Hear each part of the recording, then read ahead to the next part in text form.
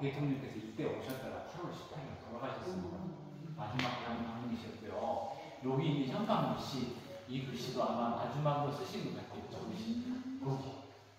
저쪽에 있죠. 연세가 좀 있으셔가지고 밑에 공장 조금 내려앉았죠. 네. 들어오시겠습니다. 선생님이 한다라고 그러면 어저께 선생님들이 다니면서 한국에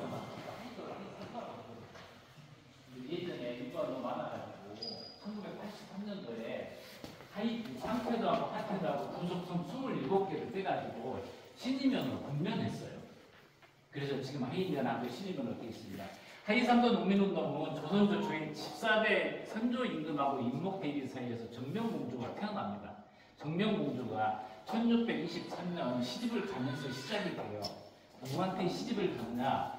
그때 당시 세도관이 풍산홍신 동지준추부사 홍령의 아들 홍주한테 시집을 갑니다. 이때 인조 임금이 혼수품으로 하이 3도 땅 20뼈를 4대 손탁의 세미를 받아먹으라고 하사를 해버려요.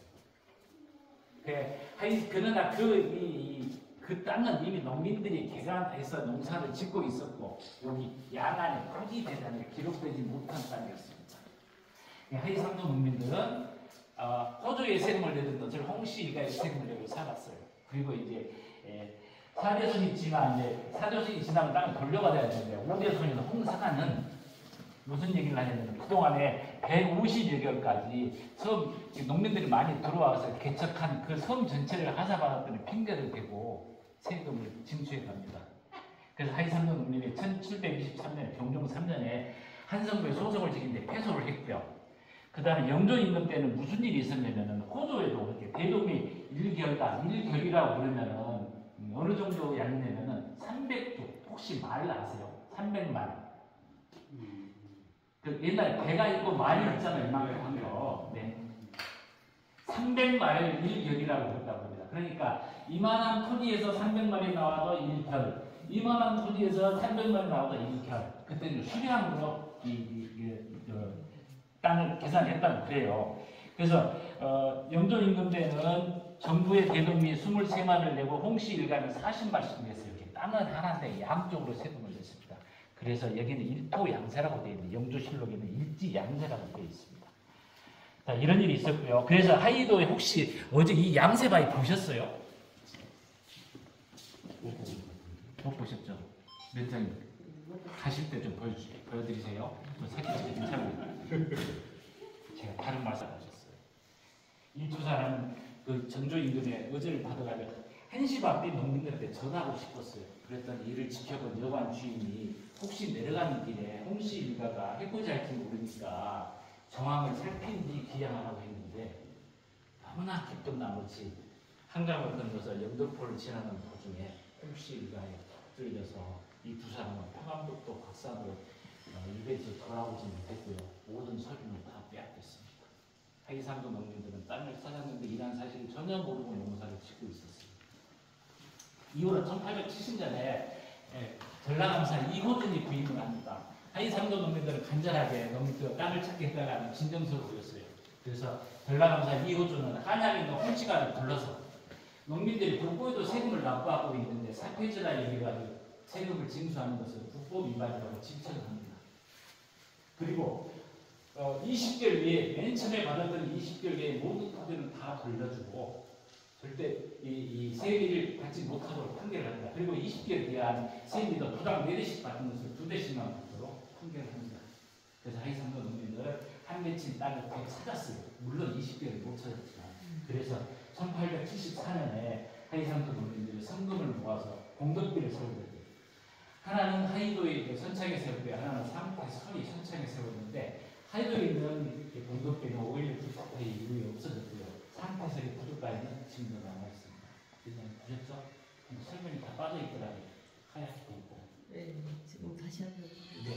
자, 이런 일이 있었고요. 1899년 이용일이라는 사람이 황실 재정이 부족하다 그러면서 하이삼도 농기 노도하고 홍씨가 20개 좀 국유지로 편입을 해버립니다.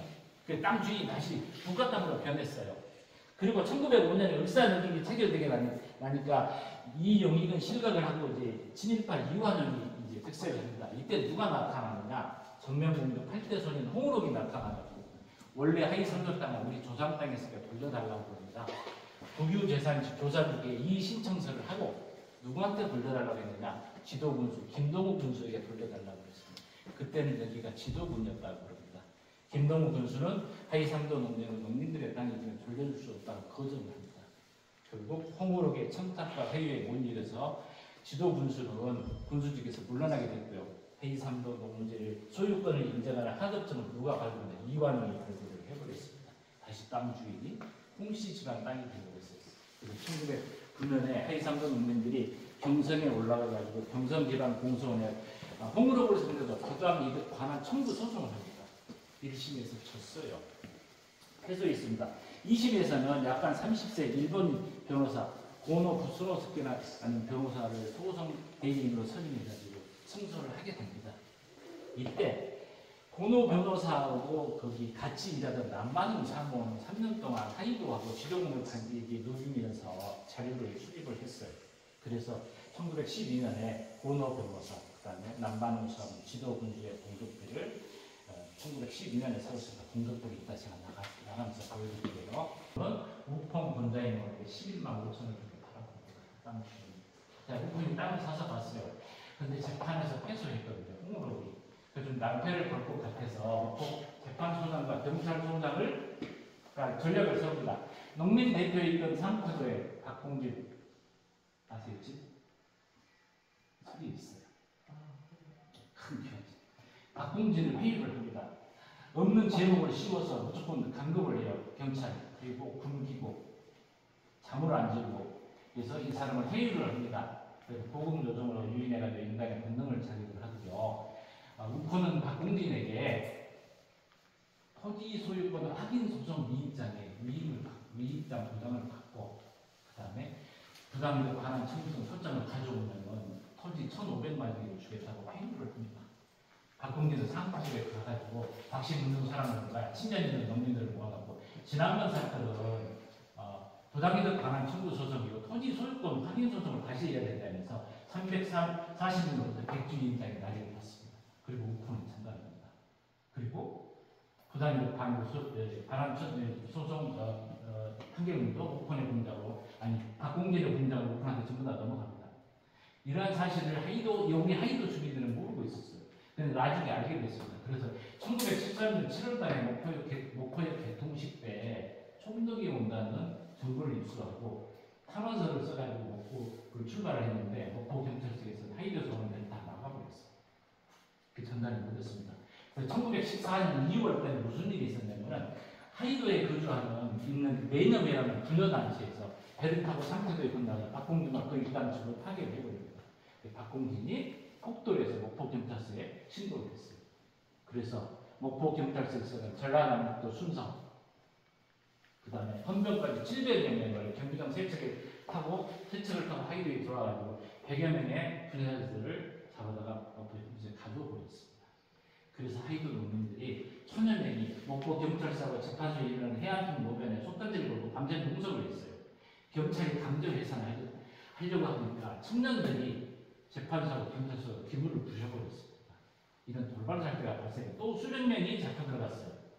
그래서 이것은 다 우콘의 전략이었고요. 나중에 목포 재판소장은 구속자를 불목을 해가지고 화해를 요청합니다. 풀어줄 테니까 하이 상도 땅을 우콘 권장의 땅을 인정을 해주라. 농민들은 수백 명이 형무소에 갇혀 있으니까 화해를 할 수밖에 없었어요. 그래서 결국은 화해를 했고요. 우코는 화해 조건 중에서 저수지도 만들어주고 학교도 만들어주고 병원도 만들어주고 했는데 하나도 약속을 지키지 않았어요. 화해를 했고 이렇게 화해를 했으니까 이게 지키지 않아도 하이도에 있는 7분은 8분은 여기 제가 형님하고 여기 이장님하고 부장하고 이렇게 8분은 대구 형무소에서 2년 동안 징역사를 하고 나왔습니다. 결국 우코는 이런 약속을 지키지 않아가지고 하이 상도 농민들은 기봉제를 중심으로 해가지고 하이 소장인 투쟁위원회를 만들어서 소장은 불락동맹을 결의합니다. 그래서 우코는 농민들의 거센 저항에 부응해서 1919년에 하이 상도땅을 가미나미 신조에게 19만 원을 받고 금매를 하고 떠납니다. 가미나미 신조는 1920년에 도쿠다야 시체에게 20만 원을 받고 또 떠납니다. 독부다 야시츠는 하이도에다가 자기 이 왕궁을 만들려고 그랬어요. 김대중 대통령 자서전에도 보면 이런 얘기 나오거든요. 내가 태어났을 때 하이도는 독부다 농장이었다라는 얘기가 나오는데 이 사람은 하이도에다 조선 총독부와 같은 건물을 지었는데 그 건물이 이 건물 이게 하이도 연산도착에 있었었어요.